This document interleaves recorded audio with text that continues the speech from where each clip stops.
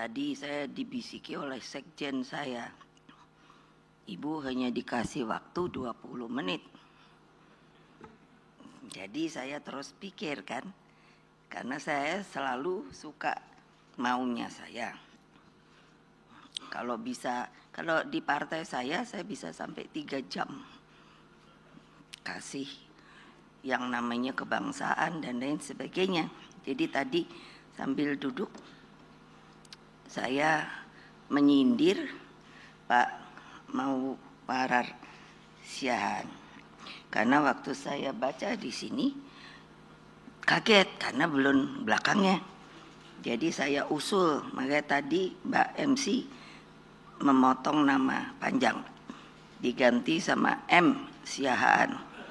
Jadi supaya tahu, saya soalnya nanya sama beliau, yang mana nih marwararnya.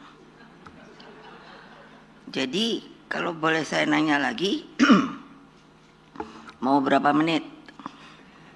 Tetap 20 menit? Oke. Jadi yang betul-betul Hasto sudah tulis, tapi tentu dengan pointer saya. Karena takut beliau ini, saya kebablasan katanya. Terus saya suka bilang pada beliau, "Lah kapan lagi mau pidato depan umum?" saya bilang.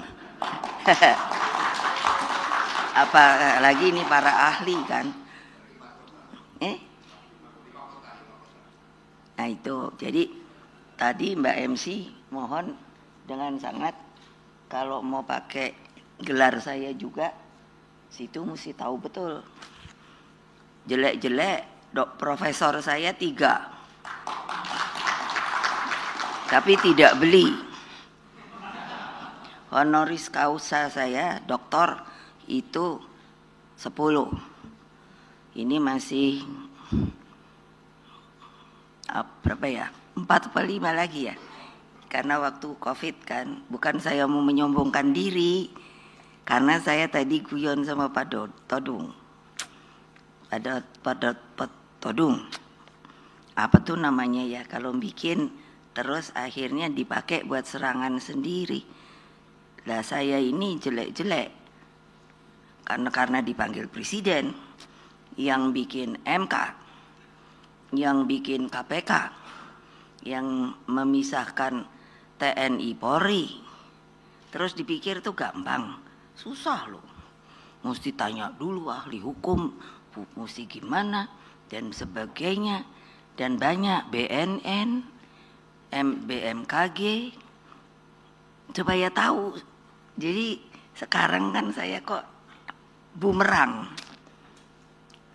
Loh, ada toh gambar karikatur banteng gitu kan, dikeroyok berapa partai gitu kan.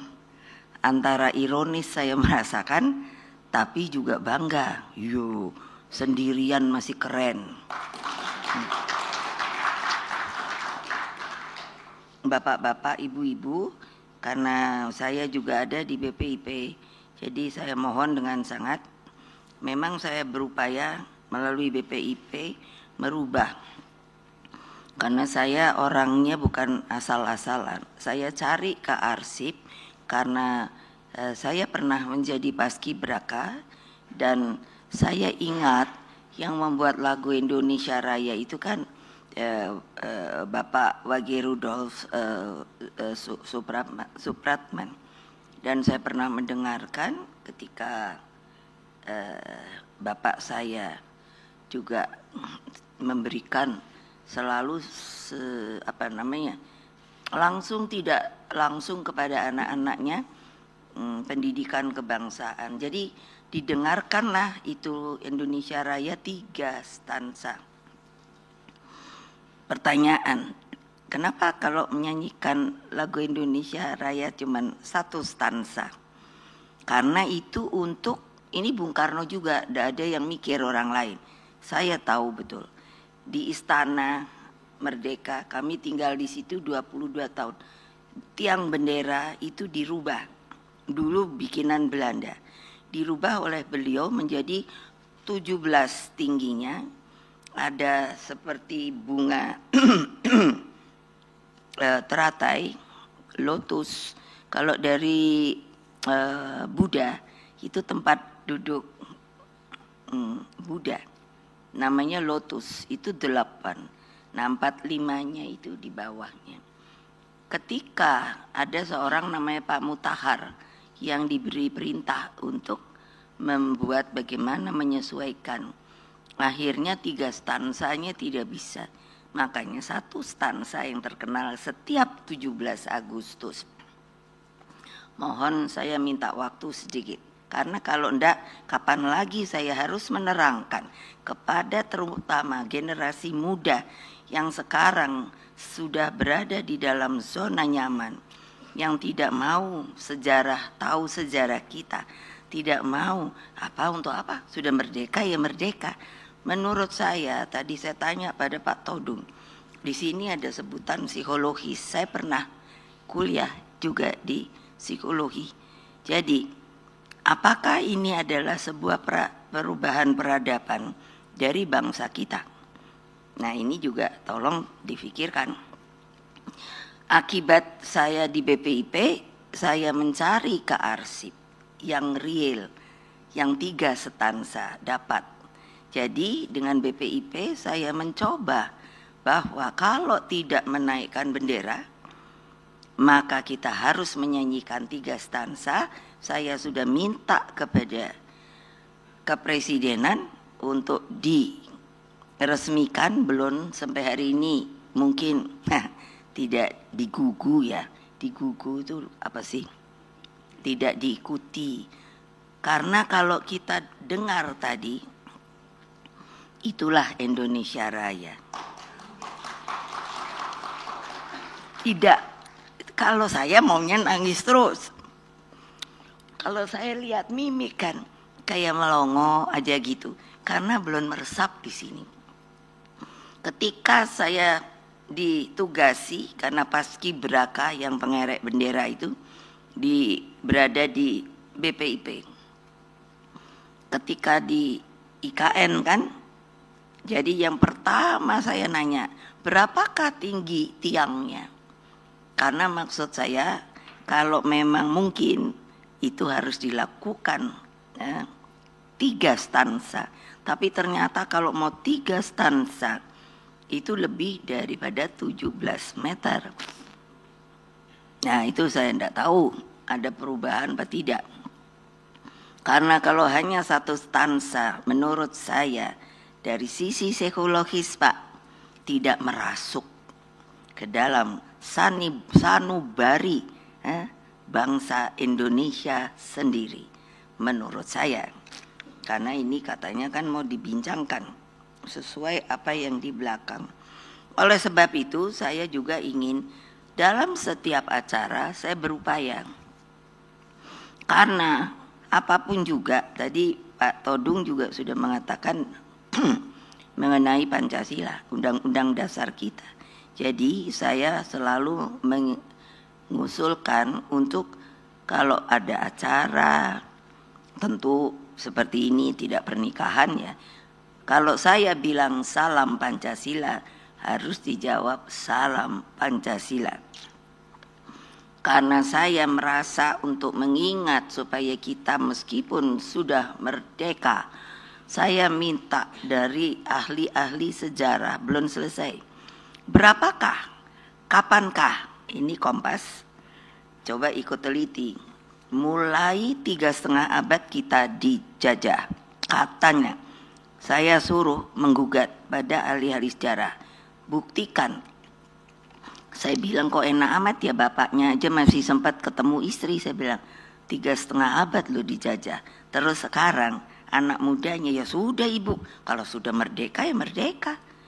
Tidak ada lagi sebuah arus ke atas bahwa kita dengan susah payah tahu. Saya suruh Hasto dari sisi kesejarahan berapakah korban dari ternyata katanya mulainya tempur adalah abad ke-16 1511 tapi belum ketemu, hanya ada bekasnya. Siapakah yang mimpin? Berapakah yang sampai 65 masih katanya akan dicari korban. Saya sampai bilang sama Hasto, waktu saya diserang kantor saya, Kuda Tuli kan terkenalnya, itu sampai hari ini dinyatakan hilang itu 23, tapi sampai hari ini tidak tahu kemana. Saudara-saudara sekalian yang saya cintai, salam Pancasila. Salam Pancasila. Kalau mau dirubah lagi Pancasilanya apa?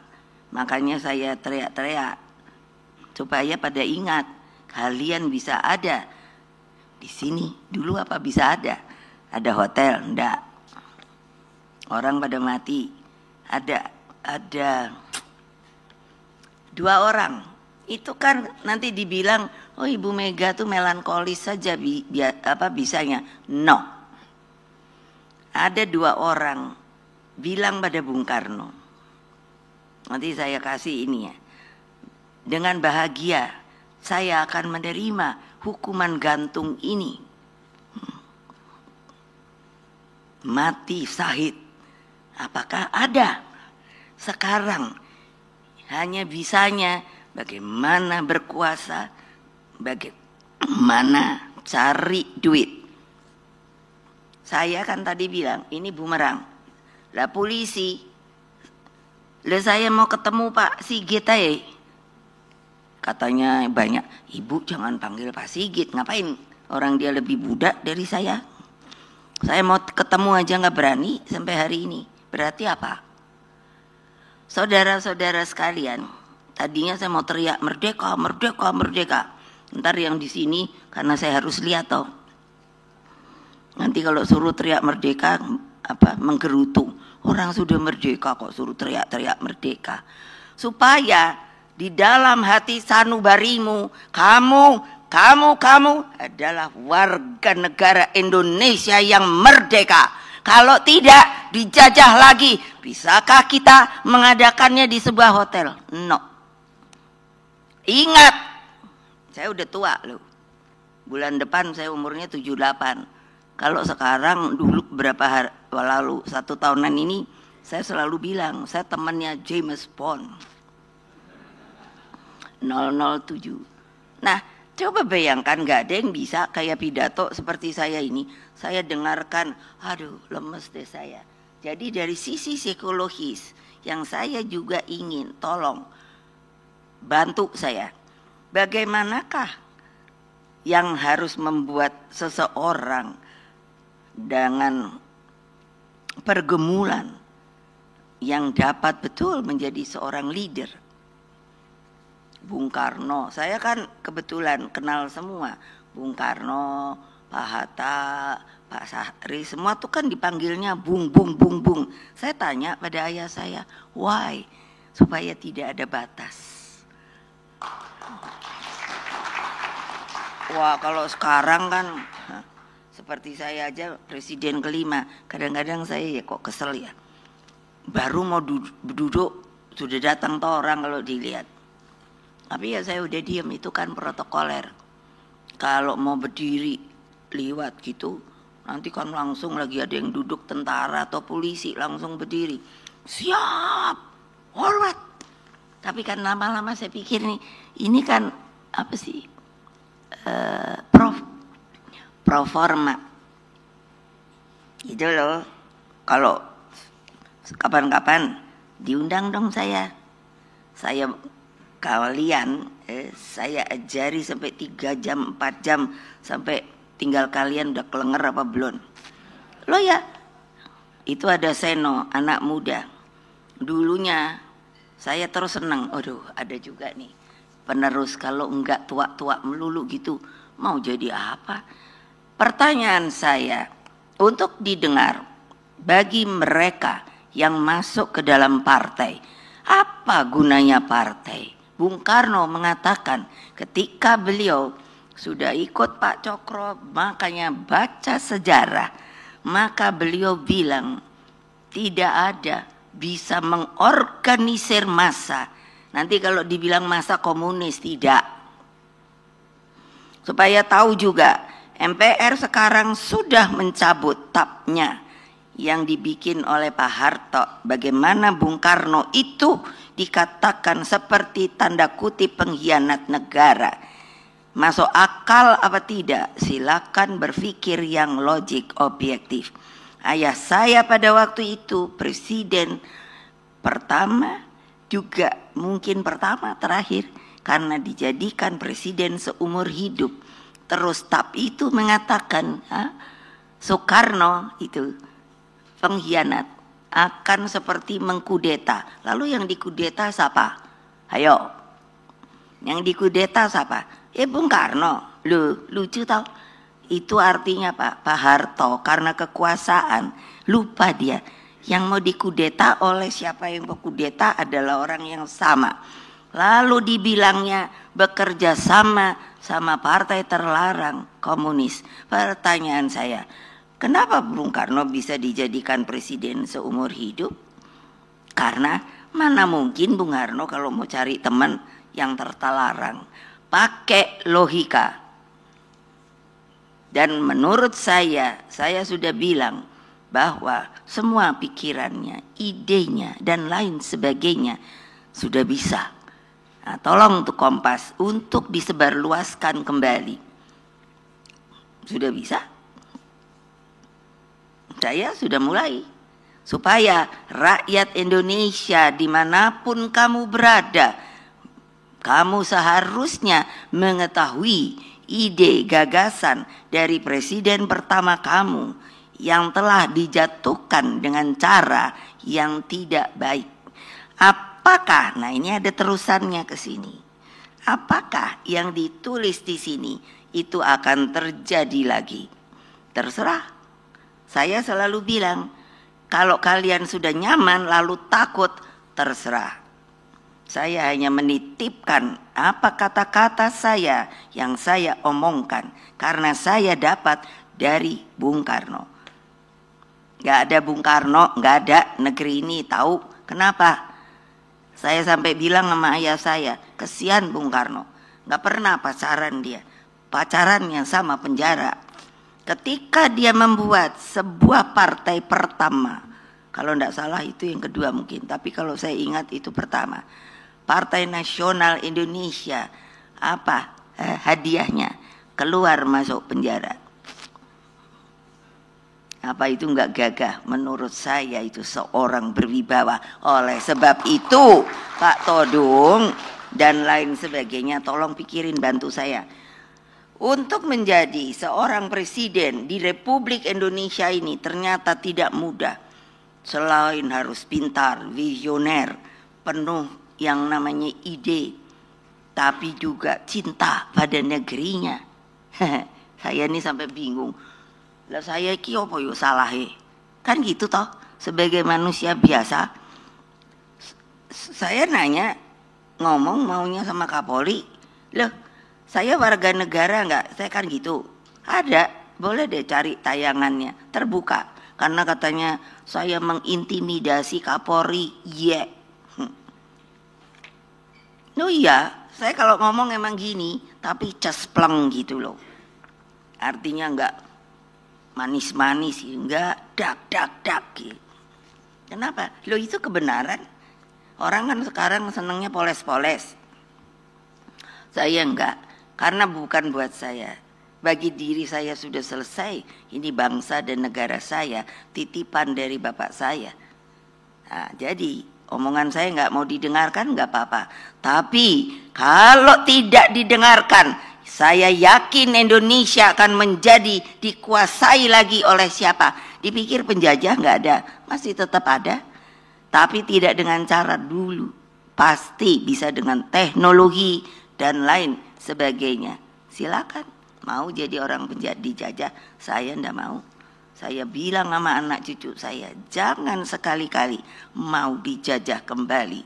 Kita adalah negara di antara negara di dunia, negara yang merdeka. Nah, tepuk tangan aja kan kelihatan dong nggak meriah. Itu menunjukkan di sininya loh. Betul. Jangan lupa saya bilang, saya pernah kuliah di psikologi. Kalau saya lagi gini, itu saya lihat. Saya kritik makanya Mbak, untuk membetulkan. Bukan begitu, lebih baik ya Ibu Megawati aja. Saya nih lihat semua, mana yang mengikuti saya, mana yang lagi mikir pacaran. Begitu didikan saya. Jadi suruh apa kalau saya sebagai keynote? Ibu-ibu gitu. Udah Bu, boleh cantik di partai saya, boleh cantik, tapi juga seperti saya dong. Wah, saya bisa jadi presiden, mengalahkan laki-laki. Kan ada juga itu tulisan, waduh, banteng betina, tidak bisa kalah sama apa namanya itu, ada deh saya baca. Terus saya ketawa, lu mana ada banteng betina ya? Anak buah saya dulu kalau ada gambar betina, gambar banteng, dikasih ini anting-anting. Coba, terus saya suka ngomongin, emangnya saya banci apa ya? Lah ya, banteng mana ada pakai anting-anting.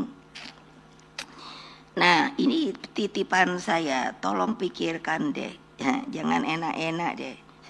Ini aja Suriah, saya diajari bapak saya ilmu geopolitik, jadi saya sekarang tuh bisa melek. Hanya tidak politik yang kayak sekarang ini, enggak. Orang katanya berpolitik, saya tuh sampai lihat apa saya ini.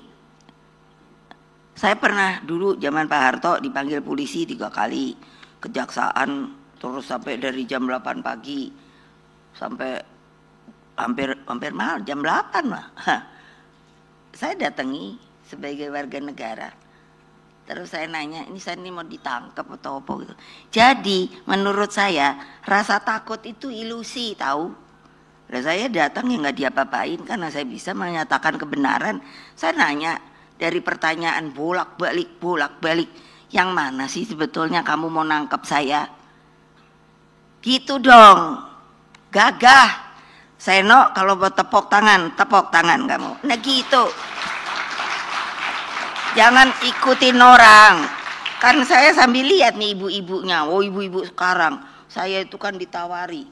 Oh, apa itu namanya? Glowing gitu loh. Buat muka-muka gitu kan. Boleh. Tapi juga sininya dong.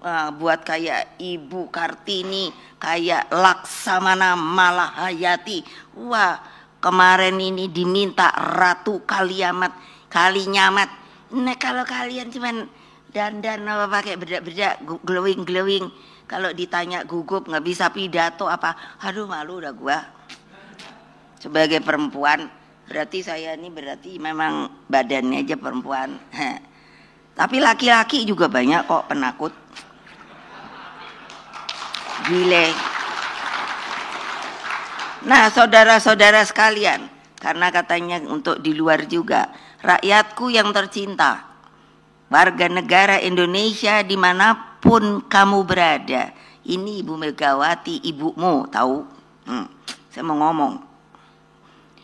Nah, dengan menyambut antusias buku Pilpres 2024 antara hukum, etika, dan pertimbangan psikologi, saya sudah dari jauh hari ketika saya menulis amicus curiae, saya bilang seorang warga negara juga memberikan pernyataan. Yang hilang dari manusia Indonesia sekarang ini adalah etika, moral, dan hati sanubari yang sudah tumpul hanya ingin kuasa, ingin punya duit, itu loh. Loh iyalah. Nah, dengan begitu lalu gimana? Yang bilang kemiskinan, yang bilang opo tuh supaya semua anak bisa bersekolah apa-apa. Kalau saya sekarang hanya bilang jalankan dengan benar dan berhasil. Nggak usah pakai apa itu, apalah ya namanya itu ya, hanya ngomong doang lah gitulah. Iming-iming atau apalah entah.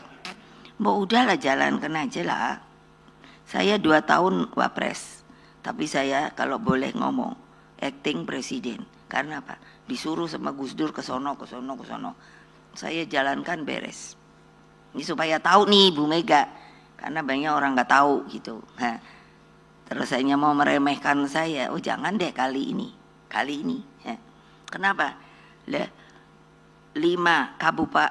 provinsi konflik, saya selesaikan dengan baik. Yang dapat saya penghargaan dari luar loh. Katakan apa? Menyelesaikan BLBI, BPPN, 300 ribuan kredit macet. Siapa yang menyelesaikan? Saya, beres. Sampai dari luar negeri menanyakan, how? Kok bisa menyelesaikan utang IMF?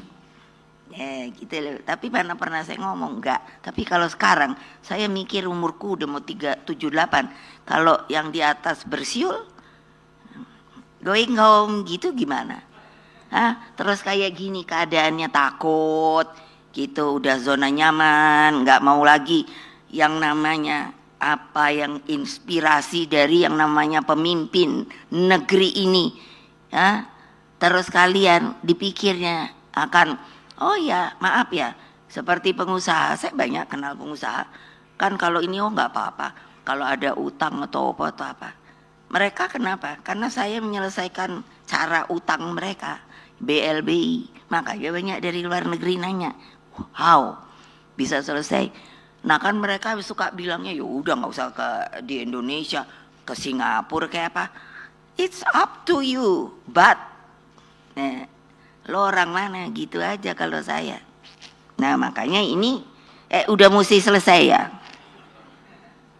Ngomong Mbak, kalau udah mesti selesai. Ya saya potong aja. Jadi buku ini menjadi saksi tentang keadilan yang dikalahkan oleh kekuasaan. Buku ini juga menjadi bukti bekerjanya pemilu elektoral dan demokrasi prosedural.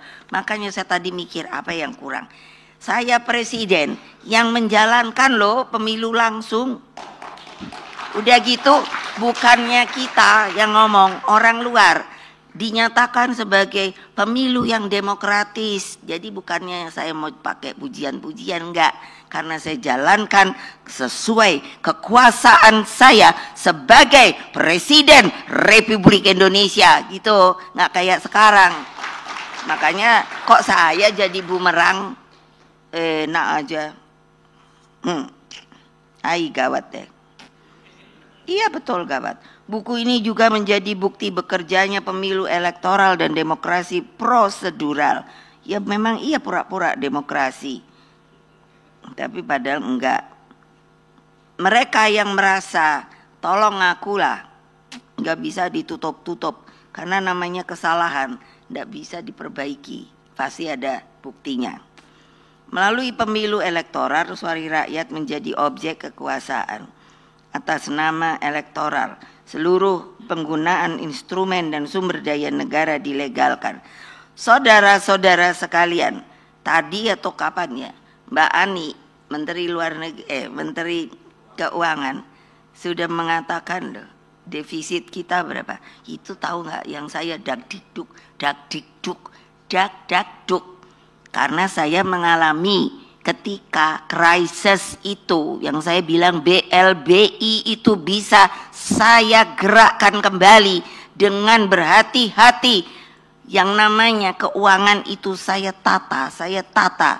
Nah, kamu pikir dah kalau udah mau bayar utang gimana atau apa, dolar udah naik. Nanti saya jangan dibilang provokator sama yang berkuasa sekarang ini, enggak.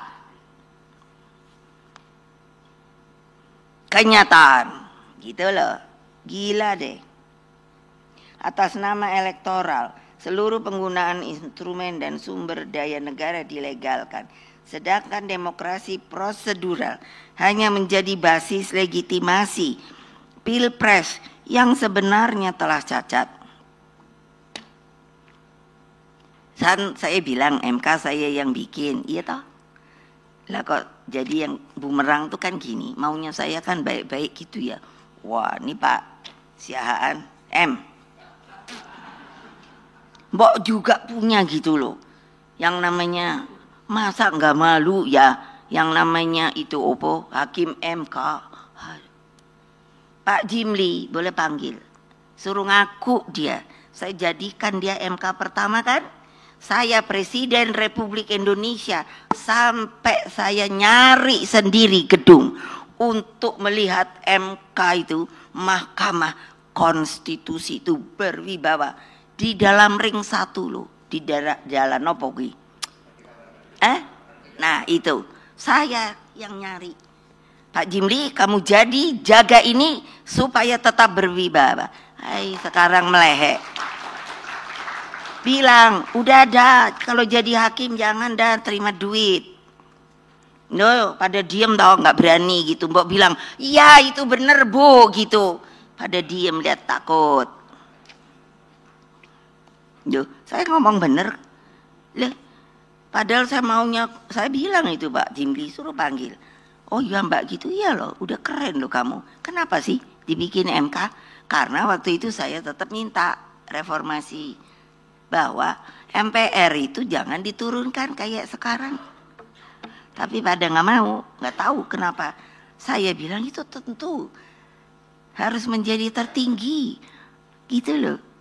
Majelis Permusyawaratan Rakyat. Jadi makanya jangan pakai pendek-pendek itu. Beda dengan Dewan Perwakilan Rakyat. Majelis aja kan udah kerasa gitu. Wah ini pasti orangnya tuh, wah saya mikirnya gitu. Dan itu urusan ketatanegaraan gitu maunya saya. Gak ada ya sudah. Mahkamah Konstitusi ya kayak gitu juga gitu. Nanti kalau ada yang mau ini komplain, terus saya mau ditangkap sama polisi, nah saya akan suruh anak buah saya ikut. Ketika saya dulu dipanggil ke kejaksaan, mereka pada nungguin saya, diam kamu di kejaksaan. Kalau nanti ternyata ibu mau dihukum, baru kita lawan loh. Demi apa? Konstitusi yang sekarang sudah dijelek-jelekkan, tapi nggak ada yang berani ngomong. Gitu. Emangnya presiden dibikin oleh siapa sih? Ayo saya nanya, jawab kalau berani. Ya makanya gitu loh. Makanya intervensi keputusan MK nomor 90 telah dicatat sejarah sebagai palu godam yang meruntuhkan marwah Mahkamah Konstitusi. Lah memangnya Mahkamah Konstitusi itu yang jadi jelek gedungnya, rumahnya? Enggak dong, orangnya dong. Ya Pak teriak benar gitu loh, jangan melongok kayak gini wae loh. Karena apa? Dalam batin kalian ini sedang saya apa? Di ilmu psikologi ada namanya menembus jiwa orang. Untuk apa? Terbuka wacana berpikirnya supaya rasa takut yang saya bilang ilusi itu enggak ada. Kenapa? Emangnya terus mau ditangkap? Saya bilang kok sama anak buah aku enggak usah takut. Kalau kalian ditangkap aku datang kok. Loh iyalah, masa hanya perlu dengan saya, dirimu juga harus berani dong. Demi apa? Bangsa dan negara. Kayak apa nanti? Saya mikir, siapa Pak Sopo tuh ya, yang bilang dampaknya ini bisa 5 kali pemilu. Terus saya kan mikir, ya kalau presidennya sama 10 tahun, jadi 3 presiden, gitu kan? Udah kalau enggak, sekarang aja semua orang yang berkuasa, apa yang udah baik nggak diteruskan. Itu yang saya pernah ngomong, poco. Kalau udah baik tapi orang lain yang ini ganti lagi. Ini aja ini Ibu Bintang, saya bawa, saya drill terus sebagai perempuan. Kamu mesti hebat. Kalau saya udah nggak ada, siapa ganti perempuan yang bahkan menjadi hebat? Makanya saya bawa aja kemana-mana. Maksud saya apa? Loh, kok enak amat?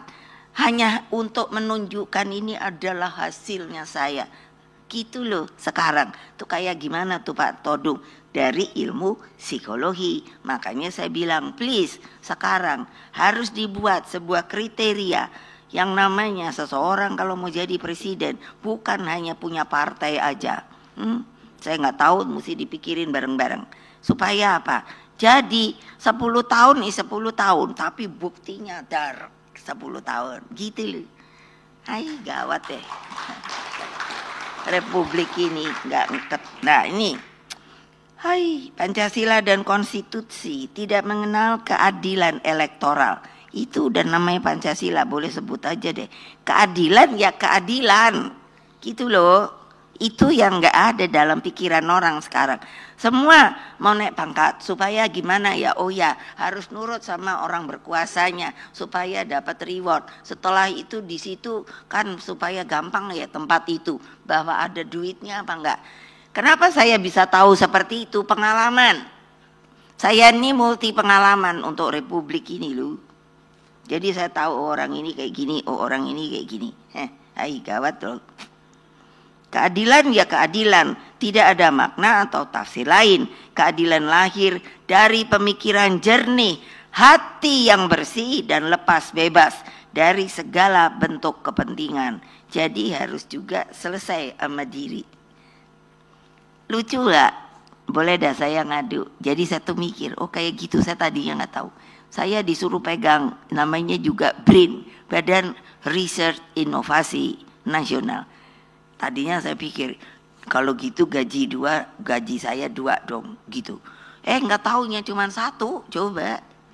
Ya, aku bilang, jadi saya ini nggak ada gaji, kata Mbak Ani, karena Mbak Ani juga ex officio masuk. Nggak ada Mbak, katanya. Kalau lagi berdua, kenapa nggak ada? Lah terus saya nganggur gratisan. Ya gitu.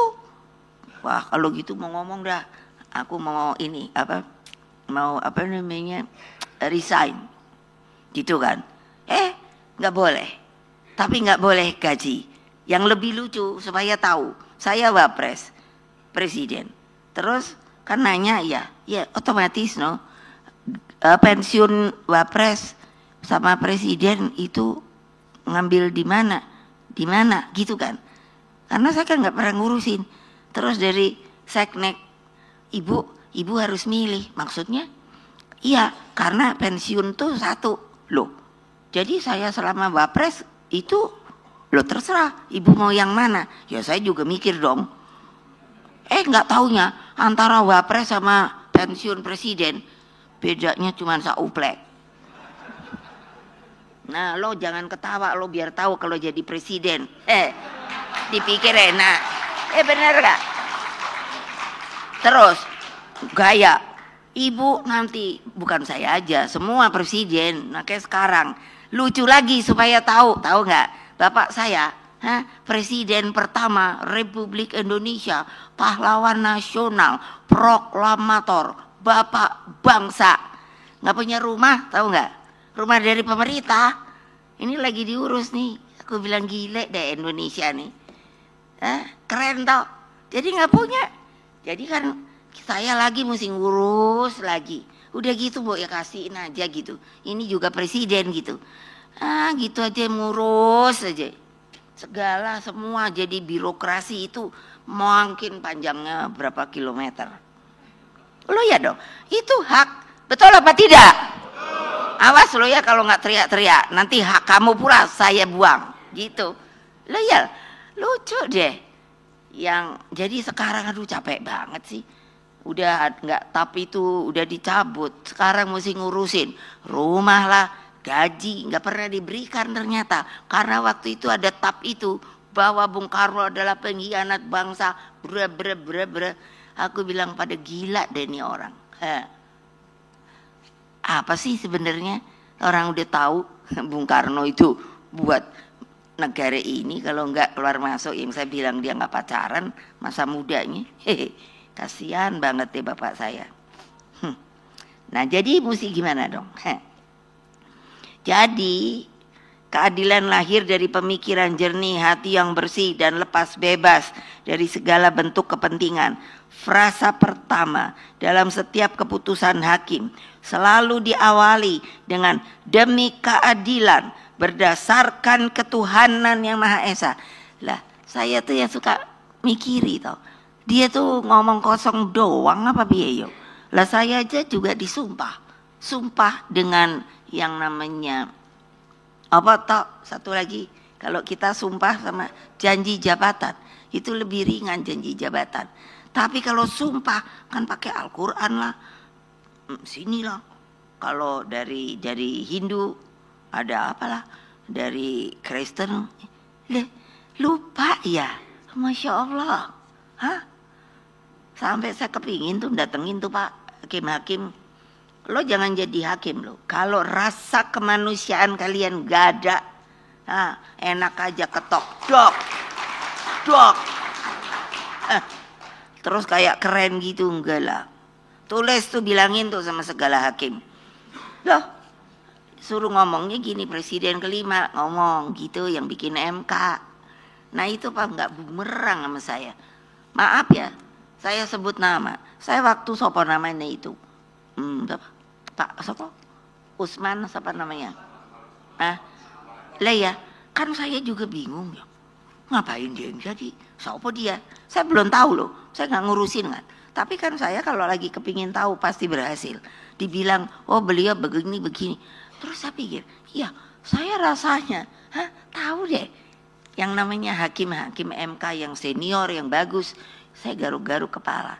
Nah setelah tahu latar belakangnya, saya mulai mikir ini ada apa toyo. Nah itulah yang saya sebut tuh MK nomor 90 ini Tan. Lah kok gitu loh, gimana sih? Mbok ya gagah gitu loh. Sampai ingat yang nyariin gedungnya, sampai saya pikir gimana yang ngebalikin gedung tuh biar jadi gedung apa, nggak usah MK ditaruh di mana gitu. Lo bener dong. Capek presiden masuk nyariin gedung. Kan udah aja suruh sopo kayak seknek ke opo. Seknek aja tahu nggak? Tadinya entah mau ditaruh di mana. Saya bilang enak aja. Ini lembaga yang bermartabat loh. Aku bilang iya. Nanti aku mau ketemu bilang sama Bang Jimli, bilangin tuh sama warganya, jangan gitu dong. Ayo kalau udah diambil lagi gedung MK mau apa ayo? Ya ketawa lah Pak. Lo ya betul dong. Kita ini mesti punya martabat tuh, udah dijadikan sebuah pengadilan kan, betul nggak? Iya, dengan palu yang kayaknya keren gitu. Dulu tahu gak, saking saya mikir nih MK gitu ya, jadi kan wah gitu. Palunya, tak untung gak jadi. Mau saya lapis emas tahu gak? Bener loh. Wow, supaya lain sama yang lain pengadilan kan. Aduh untung enggak. Lah ya untung enggak. Bener loh, saking saya tuh kayak bapak saya tuh kan seniman, kita tuh jadi kecipratan lah. Jadi kan maunya keren-keren gitu. Hai, aku lihat terus saya menyesali nasibku sendiri. Ngapain gua digituin ya? Padahal gua bikin keren-keren loh. Nggak ada yang nolongin saya. Semua bungkem. Kalau saya bilang sama Pak Ahok, dulu kan dia tuh cerewet banget. Makanya lu jadi masuk penjara, tahu? Gue bilang. Gara-gara, jadi kalau ketemu saya, sampai hari ini kan ngikut di partai. Kalau ketemu saya, Ibu, gitu saya itu sebelum, karena saya selalu kalau dulu langsung gini. Saya suruh pakai selotip supaya jangan banyak ngomong gitu. Terus kalau sekarang kebiasaan, jadi kalau ngelihat saya langsung, ya gitu saya. Gila nggak? Ada orang bagus-bagus digituin. Gila dah. Saya nggak takut. Saya begitu. Tadinya mau dimasukkan tahanan mana. Ini supaya saya nggak semuanya ini. Supaya tahu deh. Ini republik kita tahu. Bukan republiknya seseorang. Waktu Pak Ahok.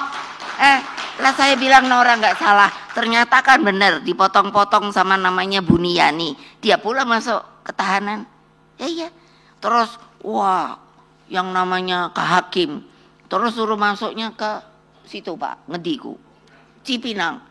Saya diam-diam ngikutin tuh, mana ada Pak, tadi Pak Jarot, mana dia? Nah, yang saya perintahkan kan, terus diikutin. Nah, digebukin sama kriminal ini si Ahok. Jadi masuk 5 menit, udah gitu diam-diam suruh jalan belakang. Ditaruh, aku minta di polisi. Lo taruh nih orang karena saya tahu. Saya punya rekaman aslinya. Bahwa dia tidak menghina seperti itu. Dipotong-potong, ternyata benar. Baru keluarlah dia. Saya sering datang tuh ke tahanan di situ polisi. Nanti kalau saya datang sekarang ke sono, saya pula yang ditahan. Gawat dah. Lah ya benar nggak? Kan namanya apa? Sukarela. Lo kalau dipanggil kan sampai 3 kali, kalau nggak baru ditangkap toh?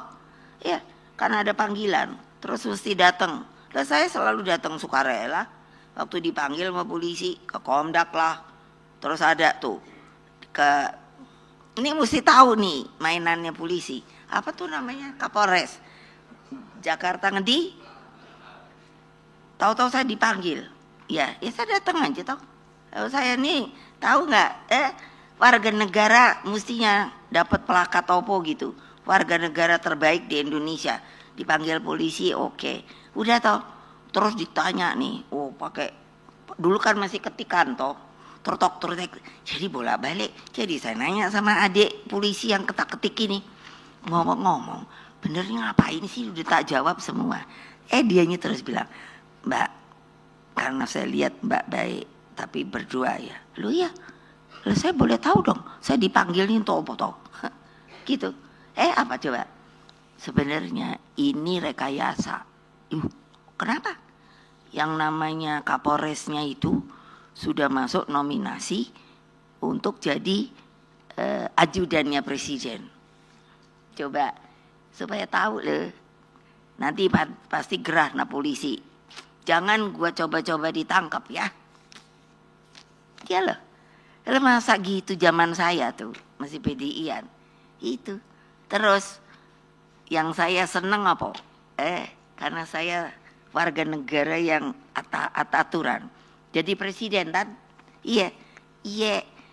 Yang namanya Kapolres itu jadi Kapolda di mana lah, entahlah lupa. Saya presiden tuh. Waktu baru berhenti pesawatnya tak lihat. Itu kan yang waktu itu batin saya. Itu kan yang waktu meriksa saya. Terus aku bilang keren gitu kan. Iya dong, turun toh. Kan apa tuh jajaran apa namanya? Apa nah itu kan. Saya kalau udah ibu paling bodoh kalau udah singkatan-singkatan. Karena udah saya pikir otakku yang pinter masa penuh dengan singkatan. Jadi males. Jadi saya suka nanya, ini yang apaan itu toh gitu. Itu ini gitu panjangnya gitu ya. Terus bener kan? Keren dong, turun dong Presiden Republik Indonesia kelima. Dia katanya kayak kelihatan kayak udah bingung kan. Kapolda kan semua gubernur gini. Salaman sama gua. Saya terus pikir, aku salamin apa enggak ya? Gitu kan. Loh iya dong. Kan bisa saya jahil. Tapi saya pikir kasihan nih Kapolda kan, belum tentu semua orang tahu. Salaman. Apa kabar Pak? Keren tau. Aduh nih sandiwaranya Republik Indonesia supaya kalian tahu. Tepuk tangan. Gila. Nah, kejaksaan. Coba gimana? Aku bilang pada gila nih semua. Datang suruh jalan belakang. Padahal aku udah diomongin. Supaya tahu jadi putus-putus dari ini mau ku bacain semua. Kenapa? Supaya kalian tahu. Inilah realita Republik kita loh Pak. Apa? Liwat belakang. Kan namanya Gedung Bundar. Diperiksa di situ loh Pak. 8 aku ingat. Ada satu perempuan, ada satu pakai komis gitu. Kayak kereng ya, udah toh. Ini pertanyaan kan selalu nih, udah ada tulisan gitu. Yang ini nanti yang sembarangan, yang mana yang mau ditanya, aku udah jawab toh. Iya, akhirnya kok dari jam 8 pagi, kalau saya nggak tanya, ini saya rasa sudah semua saya jawab. Jadi yang mau dicari apa? Saya bilang, para bapak ibu kan, belum selesai katanya, masih ada satu pertanyaan. Nah ya silakan, karena saya ini kan seorang istri, pasti suami saya nunggu, anak saya nunggu, boleh telepon apa enggak, mau sampai jam berapa, Apa langsung mau ditahan gitu? Itu pertanyaan saya. Makanya nggak usah takut, gitu loh. Terus apa? Terakhir Bu, apakah Ibu kenal? Batinku kenal, Mas Sopo lagi. Karena ditanya katanya dapat uang, oh dari luar negeri, oh gampang. Minta saya, mana di bank mana saya masukkan uangnya? Nggak mungkin kan bawa karung gituin. Udah, terus pernahkah Ibu kenal sama naga hijau, naga merah? Aku udah langsung ini naik deh udah nggak tahan dah gua sebagai warga negara taat aturan. Lain pakai naga-naga. Jadi duduk saya biasanya gini ya, capek kan berapa jam. Akhirnya saya gini. Bapak-bapak, ibu-ibu yang terhormat. Pertanyaan saya, dari menjawab ini saya mau nanya dulu. Pernahkah Bapak melihat naga?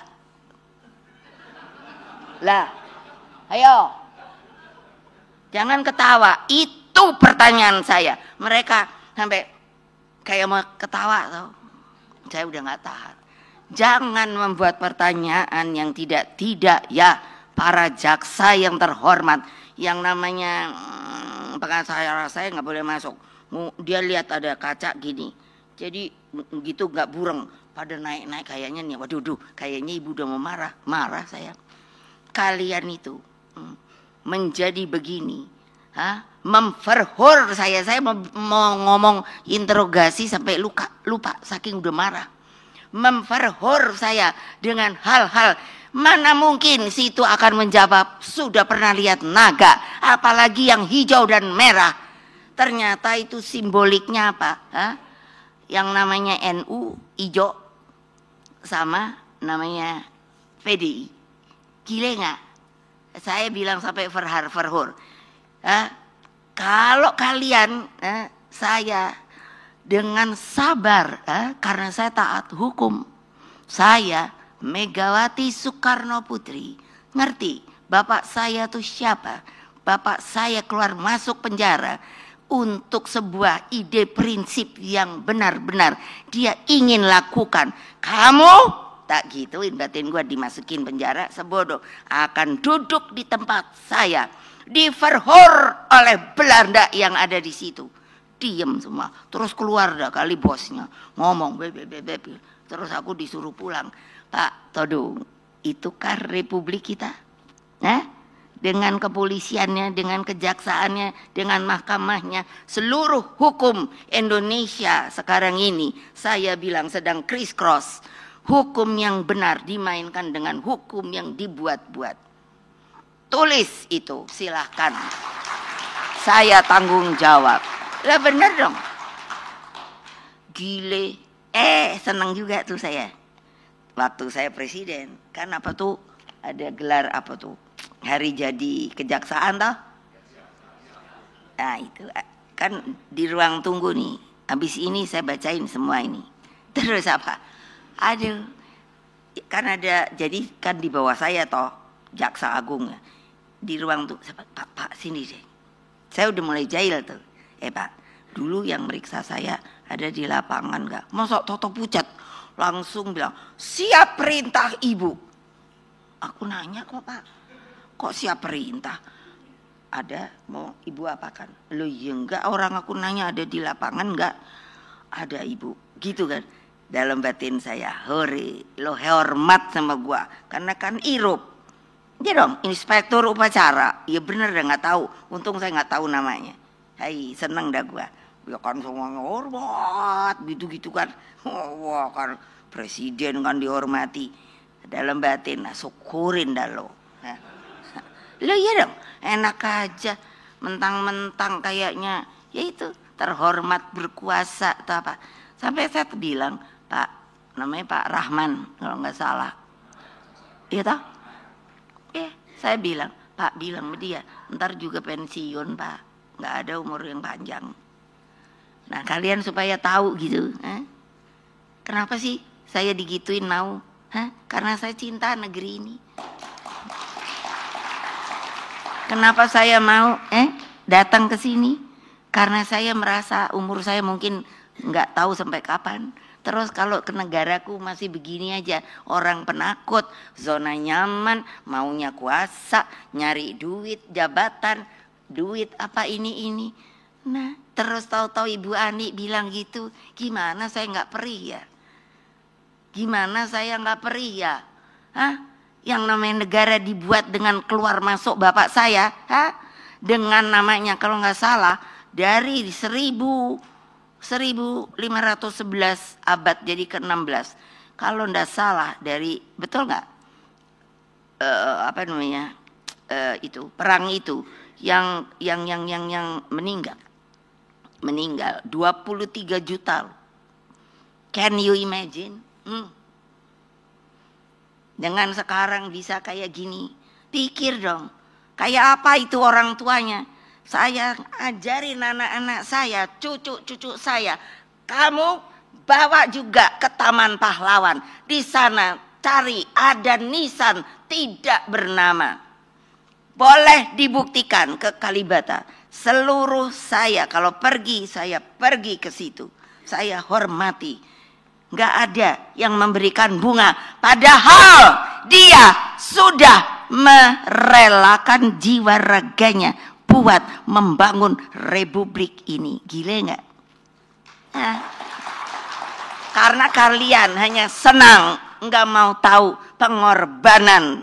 Masukin tuh Pak, benernya dalam buku. Nanti saya tolong bisa lampiran. Berapa juta rakyat yang telah berkorban untuk berdirinya yang namanya Indonesia Raya. Insaf. Insaf. Keluar dari sini insaf, tak liatin tuh. Sambil gini kan saya mulai mengenal orang kan. Nggak ngerti nama tapi saya tahu. Saya katanya ini saya tinggi gitu. Karena juga saya katanya punya ini photographic memory, boleh tanya sama psikolog. Jadi saya tuh suka gini tuh lihat teret gitu. Bukan niat apa-apa, cuma saya ingat gitu. Saya pernah ketemu orang ini gitu. Itu kelebihan saya, makanya kenapa saya diberikan sampai gitu gelar-gelar. Saya suka nanya, nanti kalau saya dipikir saya beli gimana? Yang ngasih ini, saya suka tanya sama yang ngasih, ya tidaklah. Ini semuanya otentik, itu, nah gitu.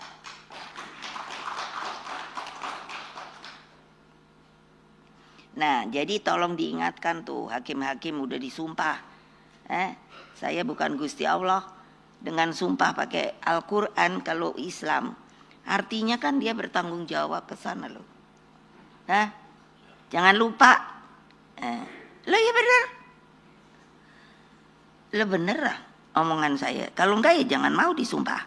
Tapi berarti nggak jadi hakim, no? Kenapa disumpah? Kan saya suka nanya. Karena dia harus mencitrakan keadilan. Aduh, aku bilang gile ya, kok cantik banget, nggak takutnya dakdok, palu godam. Nah gitu loh. Jadi kan gimana? Itulah keadilan yang merupakan keadilan harus menjadi mantra suci yang bersemayam dalam sanubarinya para hakim hingga lahirlah palu emas. Itulah saya mau balut sama emas. Untung gua nggak bikin dah. Ntar kapan-kapan palunya dijual juga. Aduh gila dah. Gawat nggak? Ya ini kan didengerin berapa kota? Dengerin dah. Jadi juga tolong ingat, hakim itu juga manusia tahu, presiden itu juga manusia tahu. Semuanya dicatat. Kalau Islam di sini ada 2 malaikat. Betul apa enggak? Kalau nggak percaya tanya. Di sini yang kanan katanya yang nyatat baik-baik, yang kiri yang nyatat yang jelek-jelek. Namanya Rokib sama Atib apa Akib. Dia tahu? Iya loh. Jangan lupa bilang tuh sama hakim-hakim. Gila dah. Lalu kita minta keadilan tuh kepada siapa? Coba Bapak, saya maaf ya. Nengoknya ke situ terus supaya situ nggak bungkem. situ sampaikan sama teman-teman, nih Ibu Mega bilang, yang bikin tuh MK. Saya kayak ditampar, tahu nggak? Gile, siapa dia? Ternyata hanya mau supaya urusan umur. Ya Allah, Mbok ya udah taati aja kalau sebagai warga negara. Nah, keadilan Palumas ini tidak boleh ditransaksikan dengan cara apapun. Nah, sebab di dalamnya tercermin keadilan Tuhan melalui para hakim. Inilah seluruh imajinasi yang saya bayangkan ketika menjadi presiden kelima itu dan mempunyai mandat untuk membuat Mahkamah Konstitusi. Tadinya kan saya pikir, enak banget yang jadi hakim ya. Itu apa? Ketoknya itu sepertinya dari dia keadilan itu. Tadinya saya nggak mau, tapi kan amanat sebagai presiden, ya tak bikinlah. MK tidak hanya menjadi benteng konstitusi dan demokrasi. Roh kelahiran MK menempatkan para hakim MK sebagai simbol keadilan itu sendiri. Dan inilah makna sikap yang sudah tidak ada kenegarawan hakim MK. Kehadiran MK sangatlah penting guna menyempurnakan sistem politik Indonesia. Sebab sejarah mencatat ketika demokrasi hanya dipimpin oleh kekuasaan pada masa Orde Baru, maka yang terjadi adalah rekayasa selalu pemilu. Karena itulah MK menjadi penjaga terakhir demokrasi melalui kewenangannya menyelesaikan sengketa pemilu. Nah ini kayak gini aja.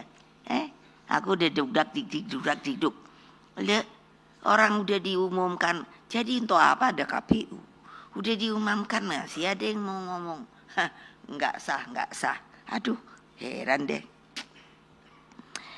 Kekuasaan otoriter Orde Baru telah melahirkan krisis multidimensi tahun 1997. Itulah ketika saya jadi wapres, gitu. Makanya saya ketiban, saya bilang itu sampah. Sendi-sendi bernegara rusak akibat tiadanya kemerdekaan rakyat untuk berserikat, berkumpul dan mengeluarkan pendapat. Krisis berhasil saya selesaikan melalui proses saya menjadi presiden sampai tahun 2004. Dalam kehidupan demokrasi saat itu, kita melangkah lebih maju dengan menempatkan kedaulatan rakyat dalam pemilu. Seperti tadi yang saya katakan, itu dinyatakannya sebagai pemilu yang paling demokratis, bukan orang sini, orang luar. Hadirin sekalian, kalau Mbak saya mesti selesai ngomong ya. Sistem demokrasi memerlukan topangan sistem hukum. Sistem hukum mencakup peraturan perundang-undangan. Pertanyaan saya, banyak perundangan itu yang sudah bagus, tapi kan pelaksananya tetap manusia. Institusi dan aparat penegak hukum, budaya hukum dan tertib hukum. Beberapa pakar hukum dan tokoh masyarakat sipil nongol dah. Seperti Profesor Mahfud. Pak, iya. Saya baru mau ngomong ini. Toto saya lihat dia nongol. Profesor Todung Mulya Lubis, Profesor Sulistiowati, dan Dokter saya senang banget tuh sama Bu Fitri, ada nggak ya? Nah, gitu terus Bu, kayak saya, pokoknya betul, ngablak aja Bu. Kalau umpamanya, prosedur ditangkap itu harus ada surat perintah penahanan kayak pemanggilan kayak gitu loh. Kalau 3 kali gitu. Terus kalau mamanya baru sekali aja ditakut-takutin. Banyak Pak pengacara baik gitu loh. Pokoknya kita bantuin dah. Gila enak aja. Mosok Pak ini sopor. Pak Usman Hamid dan lain-lain banyak banget telah mengingatkan bahaya rule of law. Rule of law. Yang kini berganti menjadi rule by law. Gitu loh. Komisi pemberantasan korupsi KPK misalnya, yang seharusnya bersifat independen dan telah saya dirikan sebagai garda terdepan pemberantasan korupsi dalam praktek sering terlepas dari berbagai campur tangan kepentingan kekuasaan. Demikian Polri. Pak Polri, dengerin ya. Ya, yang bawah-bawah gitu loh, kan suka kasihan saya lihat, udah capek loh, seperti ketika saya tunggu dulu, konflik di Papua itu, mau rakyat di sana itu kan mau nyerang itu apa namanya, Freeport, jadi saya kan disuruh ke sana gitu loh. Terus yang kasihan apa, masa itu kan ada Pak Teis ya, iya, padahal dia itu ada 4 orang, jadi saya menyimpang lagi karena terus ingat supaya tahu, ada 4 orang, Pak Frans Kaisepo, Pak kok bisa lupa, Pak Teis, ada 2 lagi tadi kemarin udah ingat, sekarang lupa lagi, yang menjadi penggerak yang disuruh oleh Presiden Soekarno mematangkan untuk perebutan Irian Barat. Lah, tapi yang anehnya gak ada loh jenderal itu yang ditangkap.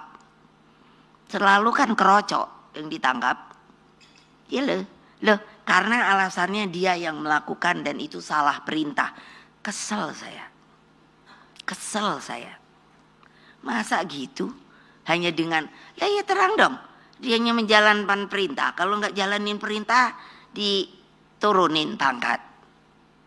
Makanya aku panggil, Polri, aku ini yang bikin kamu Polri, ini aja saya suruh, fraksi saya, coba sih pingin tahu reaksinya. Nanti kalau kayak gini terus, udah masukin ke Mendagri, gelisah toh,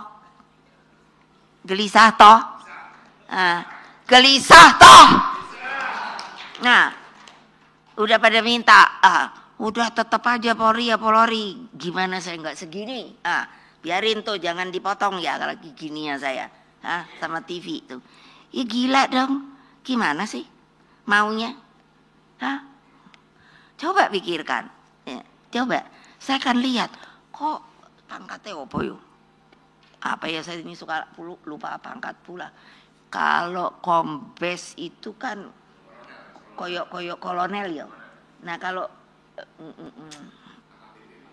nah, apa gitu ya, enggak, bawah lagi apa, orang polisi loh, bukan, kalau polsek itu apa kira-kira, AKBP, AKP, jadi kalau diinikan sama TNI itu apa itu, lah ya paling enggak kan terus yang dihukum kapten sama prajurit. Jadi saya kan liatin nih, lah kemana ya, itunya jenderal nih. Ayo coba cari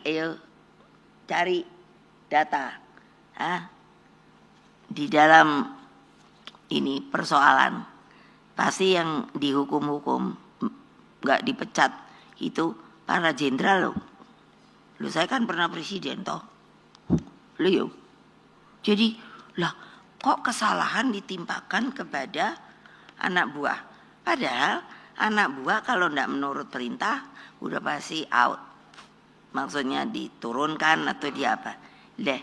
Selalu bilang, ya itu makanya saya kalau saya dapat penjaga, mana dia tuh orangnya, nah tuh ada 2 orang gitu toh, nanti kalau mamanya lengah udah dibilang katanya salah, terus hanya siap. Jadi kalau mereka saya suruh gitu, terus langsung siap ibu, tar dulu, kamu siap bego atau siap ngerti? Bener, boleh nanya mereka. Tapi aneh, kok senang ngikut saya? Nggak ada kalau saya suruh kamu pergi ya supaya naik pangkat sekolah, nggak ada yang mau. Apa sih ini loh? Saya marah tapi saya pelihara mereka. Nih, boleh tanya kalau nggak percaya. Kalau sakit, aku yang bayar. Apa sih? Aku nyari, coba bisa nolong saya nggak? Bonding. Anak buah saya tuh kalau saya bilang bonding, gitu udah ngerti. Saya sendiri bingung, bukan bahasa Indonesia. Maksudnya meresap gitu. Coba dong tolongin gitu loh. Sebetulnya kayak karena ada ya pengadilan militer yo. Ya toh. Loh, kok kayak nggak ada mandul yo? Nggak ada tuh. Atau karena sekarang keadaannya lagi nggak ada perang gitu saya pikir. Lah, tapi karena ada. Masa ini kalau yang kami di TSM gitu. Apa namanya TSM toh? Tuh kan. Nah, terstruktur sistematis. Iya. Iya masif. Tapi nggak ada yang berani ngomong. Lah kalau saya kan nenteng aja. Emangnya Gia? Nanti terus dibilang ibu tuh bohong. Mau bukti gitu baik. Hah? Struktur PDI Perjuangan itu sampai punya ISO 3 loh. Artinya apa? Berjalan dengan baik. Itu. Nah saya tadinya aja nggak ngerti ISO itu apa. Saya pikir itu buat perusahaan. Iya betul. Tanya Hasso Toto datang bawa surat. Ada dari ISO Bu, ingin tahu manajemen partai. Saya sampai tanya sama Pak Lauli. Boleh nggak ya? Ntar Toto salah pula. Karena pikiran saya hanya buat pengusaha.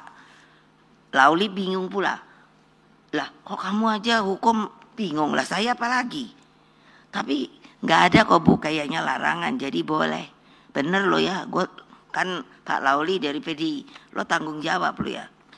Kalau dibilang salah. Kenapa? Itulah. Jadi jangan kalau ibu tuh diem, dianggapnya nggak ngerti. Hanya saya cinta negeri, nggak kubuka. Klek. Hasil-hasil itu gitu. Hai gawat deh. Nah ini Said, nah ini di sini karena sudah dibuka. Nah Polri, Kejaksaan, MK, MA ternyata nasibnya tidak jauh berbeda. Bahkan Polri dari berbagai laporan yang ada sampai terlibat secara institusional dalam pemilu dan terbukti telah melakukan rekayasa hukum sebagaimana tercermin dalam kasus Sambo. Saya waktu kasus Sambo, saya kan udah curiga. Gila deh. Saya tahu forensik, makanya kan aneh toh ya, kok Bu Mega tahu segala forensik lah, opo gitu. Saya bilang ini pasti ada pemalsuan. Saya bertanya pada waktu itu ada orang Polri suruh saya nanya gini, betulkah katanya ada pelecehan? Harusnya forensiknya ada, mana? Ayo, ya tinggal situlah yang ngomongin. Polisinya harus bilang nggak ada loh, itu loh. Jadi gimana dong? Terus yang ini ternyata itu salah satu anggota Paskibraka, itu yang itu aku bilang itu anak yang Gama itu loh. Ini kan kasus, saya langsung suruh yang namanya dari BPIP temui keluarganya, tanyakan yang sebenarnya apa yang direkayasa. Masa gini? Kita langsung gak berani gitu. Saya berkali-kali mengatakan saya bukan provokator. Kalau provokator itu banyak tanpa bukti, cuman ngomong doang. Inilah yang saya khawatirkan, bahwa tanpa sistem hukum yang berkeadilan, Indonesia akan selalu berada dalam jalan kegelapan.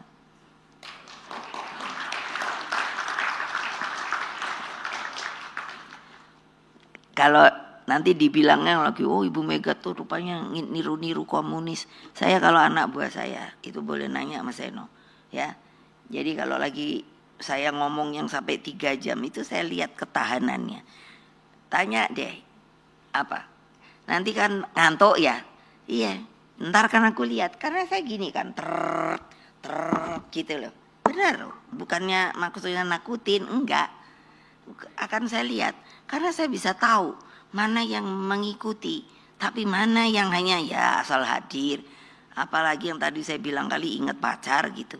Di tempat saya untuk menjalankan disiplin, kalau udah saya lihat mula-mula gini, langsung kamu out, cuci muka, kan tentu malu dong, iya dong. Itulah disiplin kami. Kamu mau dengerin apa tidak? Kalau enggak silahkan keluar. Berapa kali perempuan juga ada, kesian juga kan, tapi siapa suruh jadi anggota partai gitu loh. Itu harus benar-benar disiplin gitu. Kamu harus masukkan apa yang saya omongkan. Karena omongan saya tidak ada kebohongan. Tidak ada yang namanya tadi provokator atau apa. Saya mengajarkan kepada mereka Satyam Eva Jayate. Kenapa? Itu dari Buddha. Sang Gotama. Saya ambil karena bagus banget disebut begitu. Kenapa?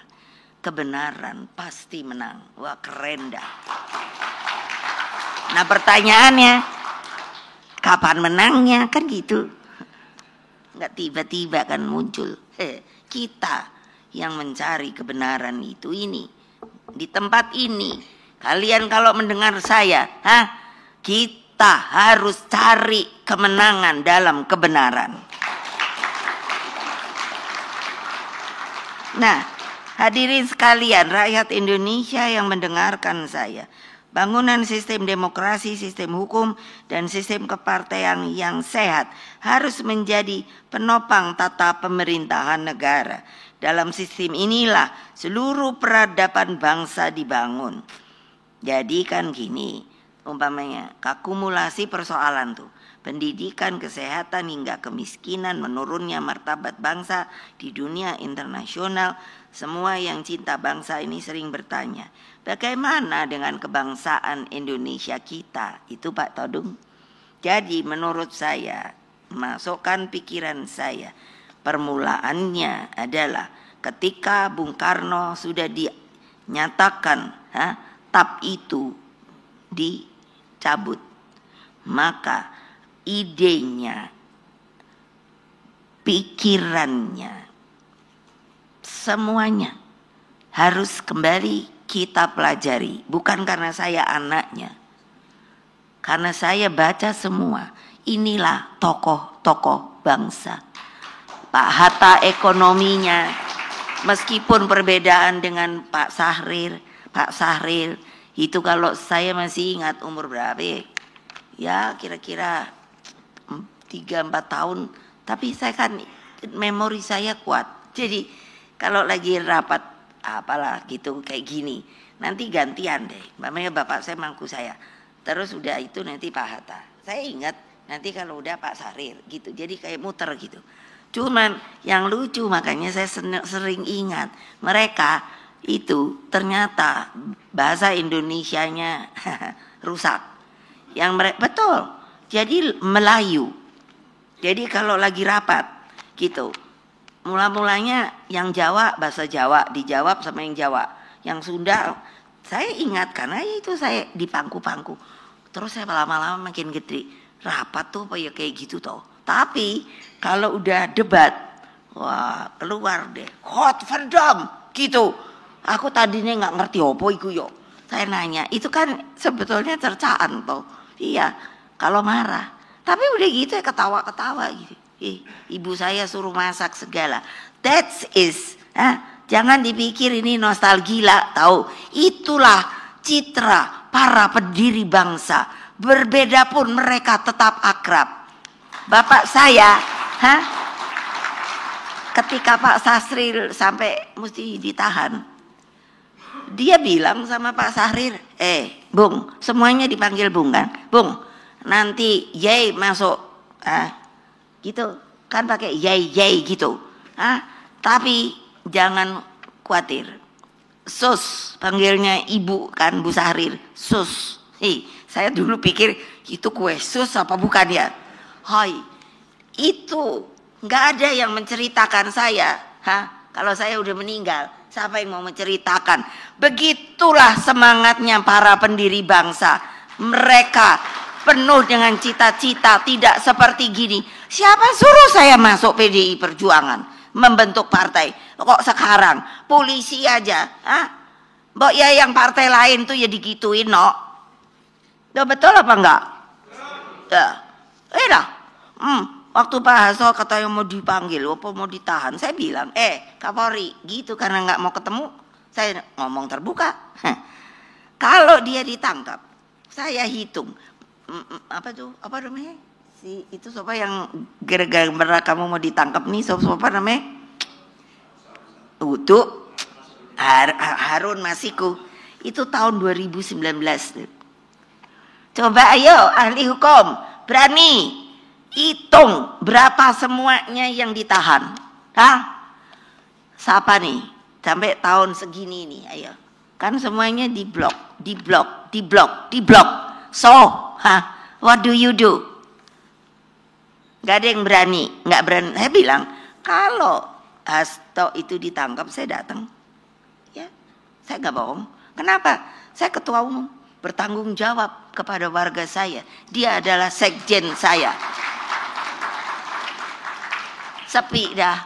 Lalu saya bilang, siapa itu Rosa? Katanya apa? Ininya KPK.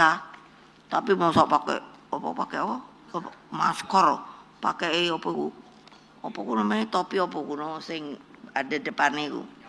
Ya toh? Lah, berarti dia sendiri kan takut karena dia menjalani hal yang nggak benar.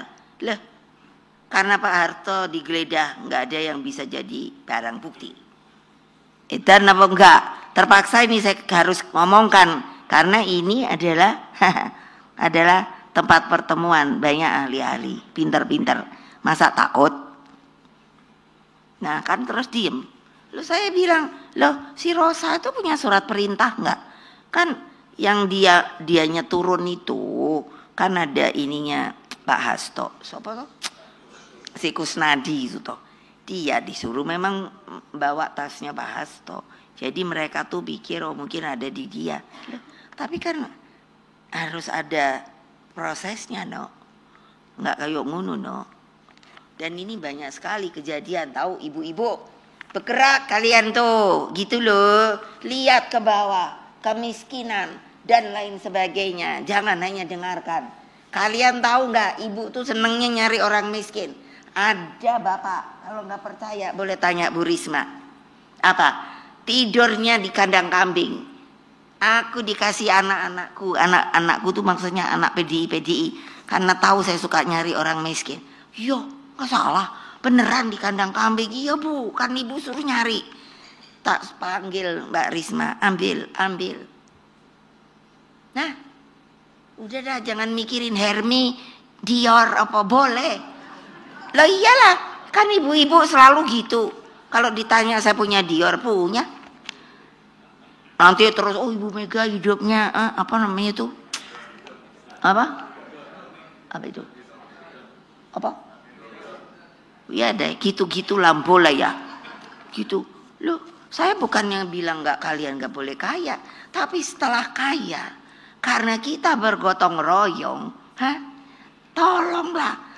Di sekitar rumah situ, berapa banyak aku ini saya pikir ini sahabat jadinya saya kok jadi agen sosial ya. Kan ini pemerintah Republik Indonesia, polisi, dengar, daripada lo mau nangkap orang yang nggak keruan-keruan, cari juga lo, karena ada sel kamu di mana saja. Dengerin ya, yang namanya Kapolri. Lo ya bener, di kolong jembatan ada orang, tahu-tahu saya hanya lihat karena mata saya itu kan saya lihat apa di jalan, saya suruh berhenti. Kamu punya duit nggak? Sama ajudan, siap Bu. Itu ada orang, dia pakai kereta roda. Jadi coba tanya di mana dia tinggal, siapa dia. Aku pikir apa namanya disabilitas. Terus ternyata apa? Dia adalah tukang ngamen. Terus ditanya tuh tinggal di mana? Ini deket kolong jembatan, ada nih yang layang ini tuh loh, apa? bukan itu, ini layang apa, jalan layang. Di bawahnya kan itu. Aku bilang, gile, ini di Menteng loh. Ku suruh angkut. Bukan saya mau cari nama, no, itu kemanusiaan saya. Nah, ini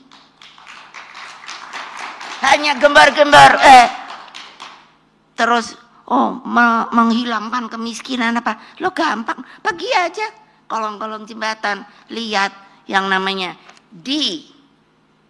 ini Jakarta toh. Saya udah bilang tuh sama si Pak Pram, kamu sebelum dianya pergi apa namanya kampanye, pergi ke Jakarta Utara, tanya sama orang di sana, masih adakah yang namanya Gang Senggol?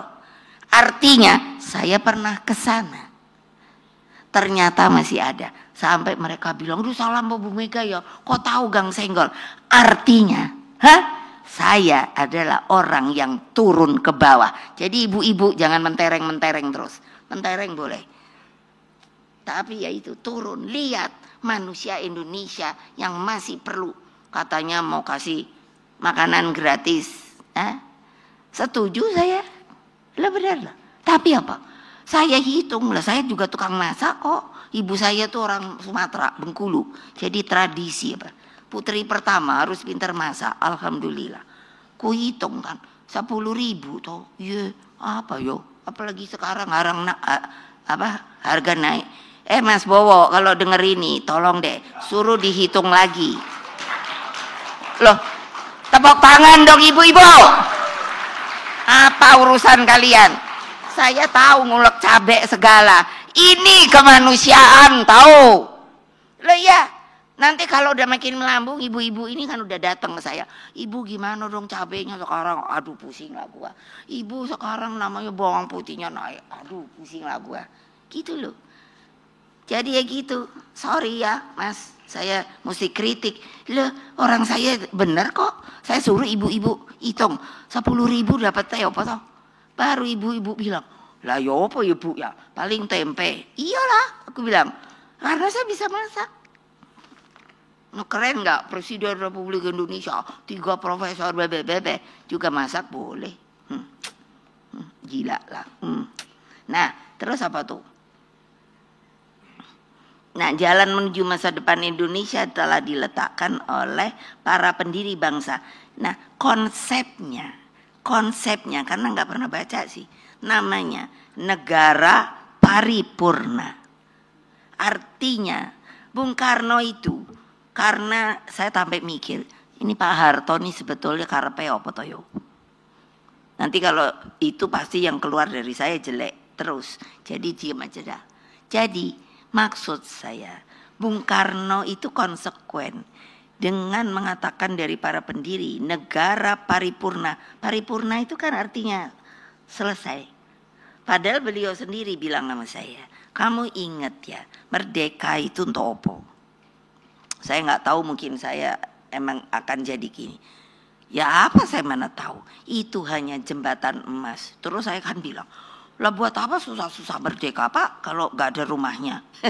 Lihat dong logika, hanya jembatan emas. Tapi aku terus koreksi, oh Bapak benar ya, kita yang suruh kerja ya, yes, untuk bikin namanya negara paripurna itu. Loh, kalau Majapahit aja, kalau lihat dari ekskavasinya keluar kan, yang namanya ini dari emas-emas cincin lah opo. Saya bisa bayangkan, zaman dulu aja bisa gitu, apalagi dengan kita, hidup yang benar, rakyatnya makannya benar, kemiskinan praktis sudah ndak ada, terus bisa sekolah kemana aja, gitu loh.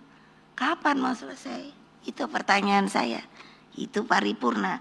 Makanya ideologi Panca itu sangat visioner. Demikian halnya konstitusinya, perumusan kalimat dalam pembukaan dan seluruh pasal-pasalnya sangat bernas. Desain masa depan Indonesia telah dinyatakan dulu. Ada orang supaya lihat fisik, namanya gedung pola. Sebagai cerminan konsepsi pola pembangunan semesta dan berencana. Bayangkan, Bung Karno itu memang visioner, makanya saya pikir, mengapa dia menjatuhkan Pak Harto, Bung Karno? Sampai dibuat begitu. Siapa di belakang dia? Saya nggak mau ngomong, saya tahu. Terus apa? Itu pola pembangunan semesta berencana itu, makanya sudah digambarkan di gedung pola yang sekarang masih opo enggak itu. Lah ya. Nah itu kan. Jadi apa coba? Yang membuat zaman Bung Karno 600 doktor. Kami sudah suruh bedah. Kalau jelek dibuang. Kalau bagus diambil. Semua menyatakan itu apa? Bagus semua. Kenapa nggak dijalankan? I don't know. Sampai sekarang yang saya bilang pocong-pocong. Loh, apa tiap presiden dulu nggak berkehendak untuk menghilangkan kemiskinan? Iyalah. Lah tapi orang di kandang kambing aja nggak kelihatan.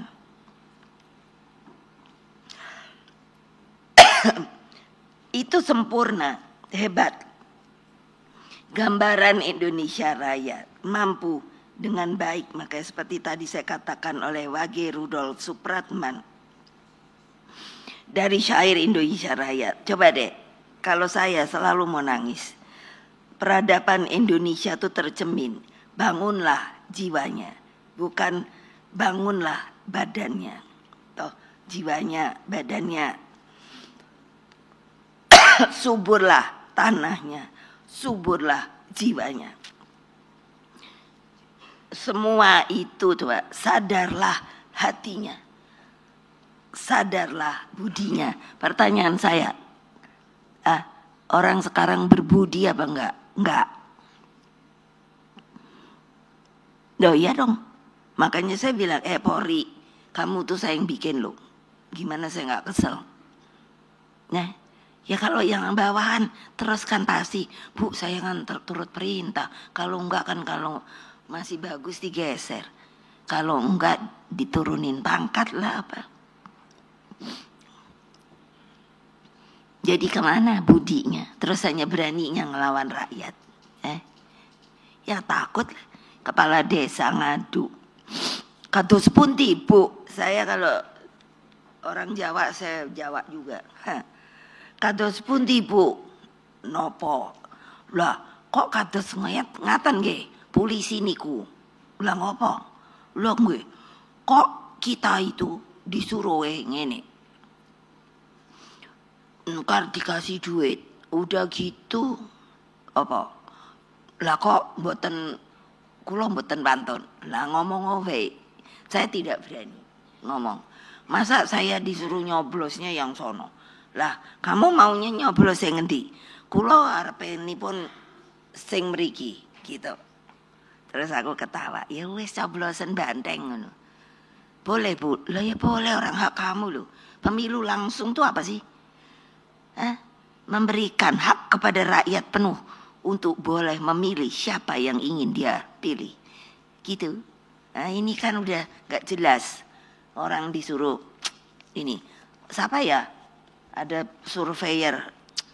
Aku tuh sampai mikir pinter banget. Karena di psikologi saya belajar statistik. Statistik itu juga untuk survei. Jadi saya tahu. Gitu. Siapa tuh ya? Udah bulan Maret membuat ramalan. Entah ramalan atau apa. Pokoknya yang akan menang Pak Prabowo. 1 putaran. Aku tuh sampai garuk-garuk kepala. Kok dia bisa koyok ngudu yo? Lah saya yang punya bala tentara. Saya ketua umum partai. Sah.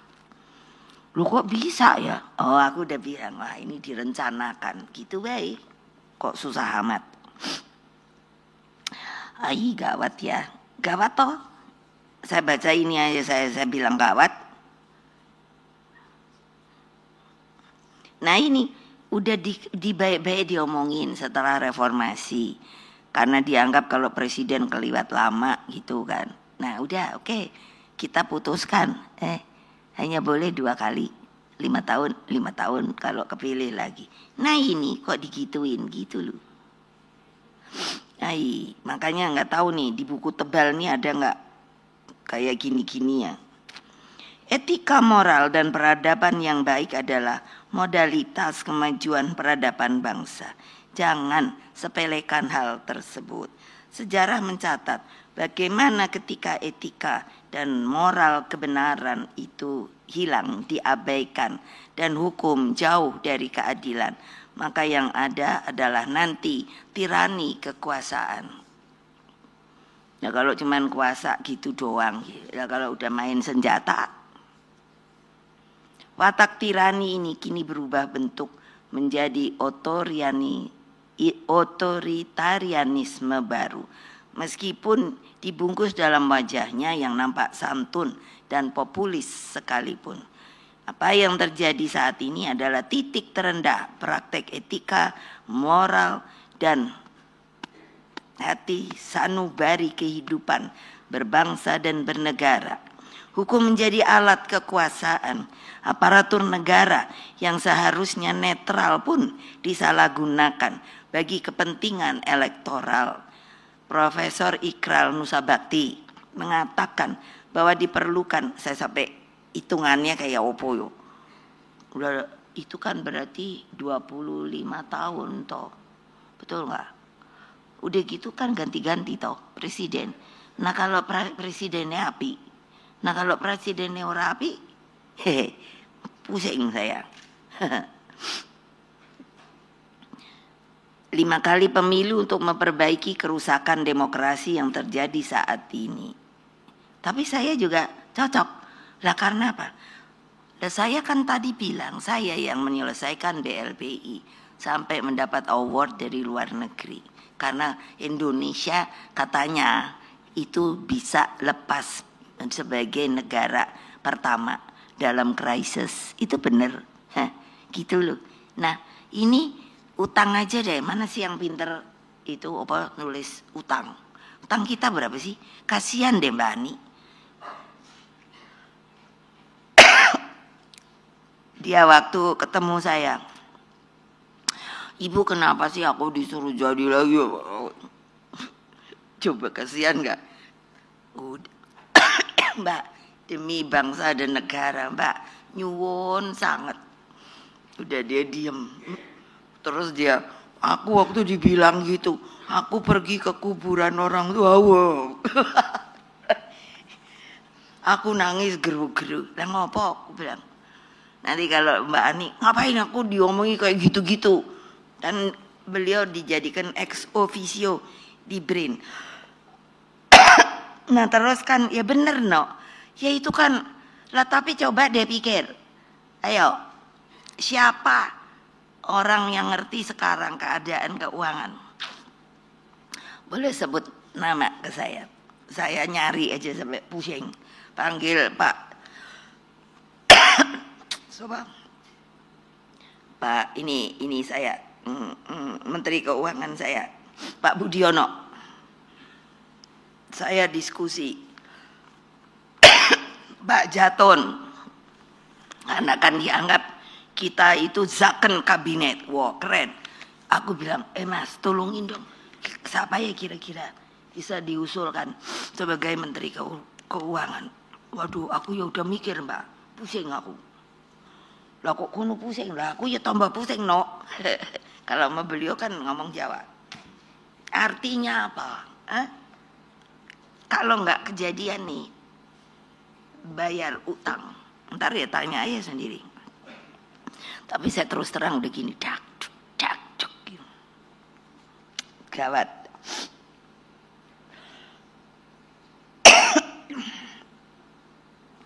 Nah terus ini. Pak Sukidi itu ada tuh.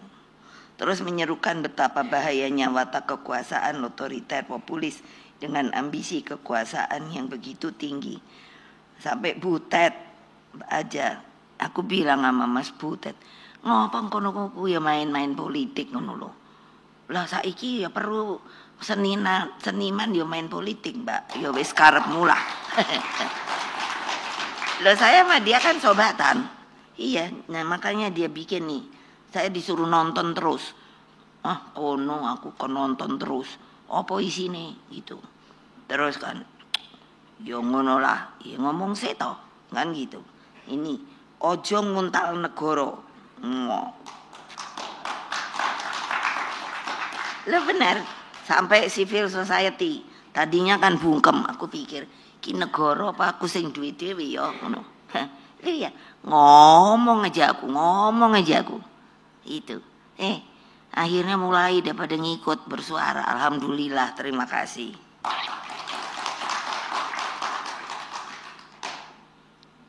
Tapi jangan menyerah, sama seperti saya. Lo ketika itu toh ada deh sekarang dikeluarin, saya sendiri heran. Saya waktu itu kuda tuli itu loh.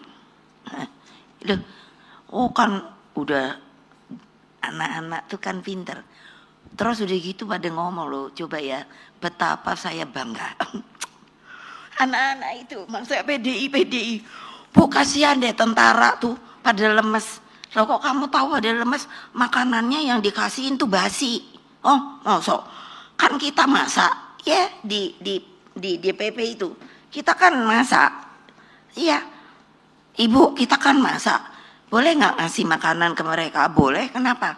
Terus aku bilang, kok baik amat kamu ya? Kata ibu mesti gitu. Lah kita kan yang dikurung sama mereka. Kali nanti ditembak. Ya biarin aja. Kita kasih kebaikan. Coba. Nah, jadi lucu toh. Udah gitu ada lagi. Ibu, ada yang ngomong, bisa nggak beliin odol sama itu sikat gigi? Lah ngapain dong ngurusin tuh anak-anak saya pakai odol sikat gigi? Mereka kan disuruh jaga terus dong, ngepung. Mereka bilang belum gosok gigi. Iya, kok kamu tahu baunya bu? Gile nggak? Ini pengalaman saya sebagai ketua umum partai. Tahu kenapa partai saya sendiri aja nggak kalah-kalah? Karena kami itu bonding, tahu nggak? Ini hari ini saya diundang tumben sama si Bahlil. Yo kan HUTN apa Golkar. Terus saya suruh sopo yo? Tadi bukan situ toh. Yang saya suruh ke sana siapa ya? Oh Pak Utut. Ketua fraksi. Terus aku tuh mikir, aku bilang Mas toh, aku diundang ke Golkar. Terus engkau aku muram opo cengar-cengir yo. Gimana? Lah iya dong. Kan aku dimusuhin sak jagat Dewa Betara. Sekarang diundang, bingung aku. Iya jadi kata so udah deh Bu, iniin aja deh. Apa namanya? Delegasikan gitu. Terus siapa Ibu mau delegasikan? Nanti kalau terlalu bawah dibilang enggak ini, kayak enggak apa ya, sebagai tamu enggak hormat. Kalau ketinggian nanti dipikir udah mau gabung lagi. Keren enggak? Iye. Ayo jangan diem Pak Mahfud. Kasih gitu 2 jempol gitu loh. Betul nggak? Iya pusing saya. Hanya untuk siapa yang mau kusuruh. Banyak kan yang bilang, Ibu gabunglah ke sono. Lah gabung gua dapatnya apa? Presiden udah masuk gabung, aku bilang. Udah nih. Ya tapi kan nanti, nanti pasti yang lain bilang dia datang belakangan, jadi nggak bisa dapat 2 atau 3, 1 aja deh gitu. Udah gitu dicariin yang paling jelek, aku bilang. Ini buka rahasia sedikit. Gawat deh negara ini. Coba bayangin. Aduh. Nah jangan menyerah dah. Masuk nggak kasihan sama yang memerdekakan republik dengan jiwa raga itu deh. Aduh jangan takut. Itu juga manusia kok. Dan juga apa sih? Nggak ada deh yang bakal abadi. Aduh. Iya. Lah saya aja juga pensiun jadi presiden. Sekarang masih keren. ini katanya udah diminta oleh seluruh ini anggota partai secara aklamasi kalau ada nanti apa kongres, ibu mesti jadi lagi. Enak aja emangnya, gua nggak boleh pensiun. Aku bilang gitu. Ini biar kedengeran. Kenapa? Karena aku juga udah ada nih berita. Nanti di kongres, karena sekarang kurang bisa berhasil, katanya di kongres juga mau diawut-awut. Saya sengaja nih supaya pada kedengeran dah. Coba kamu mau awut-awut partai saya. Ya yang keren ngapa sih ya tepuk tangannya? Berarti kalian nggak simpati sama saya, tahu nggak? Setengah hati. Atau ada juga barangkali di sini 2 kaki. Ojong guyu. Ya kalau berdua ini udah tahu tabiatku. Jadi bukan sebagai hanya Megawati Soekarno Putri, tapi saya berbicara sebagai anak bangsa yang telah ikut tuh. Berdarah-darah, tahu kalian belum ngerasain berdarah-darah.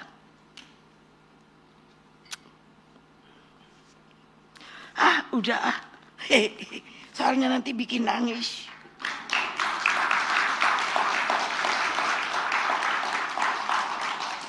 Terima kasih. Wassalamualaikum warahmatullahi wabarakatuh. Om Santi, Santi, Santi, Om. Merdeka! Merdeka! Merdeka!